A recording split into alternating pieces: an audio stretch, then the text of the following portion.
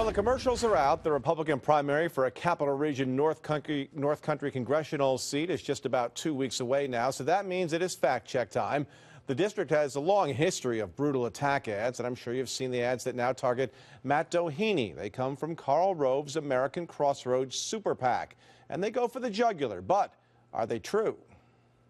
Multimillionaire Matt Doheny just doesn't learn from his mistakes. Maybe that's why Doheny's already lost 3 elections for Congress. This part of the ad is only partially true. Yes, Matt Doheny lost elections to Bill Owens in 2010 and 2012, but the graphic in the ad says he lost a 2009 primary. Not true.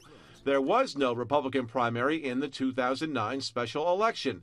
Party leaders picked the GOP candidate. It was not Doheny. The Daily Times reported Doheny is a significantly flawed candidate. That quote is in this 2012 article. The Daily Times was quoting an analysis from the online newspaper Roll Call. Doheny was sued twice for not paying rent on his New York City apartments. That's true. Doheny admits that, although he calls his 2 delinquencies honest-to-goodness mistakes. Charged twice for boating under the influence. True again. It happened twice in the same month in 2004.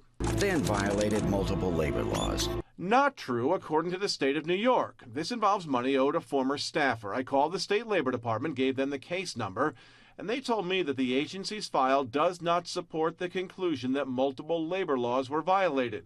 The labor department says, quote, the parties reached a settlement as the result of a compliance conference held in January 2013 without the Department of Labor imposing any fines or penalties against the employer. Now, there are reports of a $1,200 payment made by the Doheny campaign to the state labor department, but it's unclear what that was for. The Labor Department has not answered our question about that yet. Now, our calls to the Doheny campaign, also to the campaign of Elise Stefanik, his GOP primary opponent, have not been returned yet. There is a new American Crossroads ad that just came out repeating several of the same attacks against Doheny. This new one calls him a perennial loser and also mentions that he owns 2 islands. Those 2 islands, well, that is true. They are on the St. Lawrence River.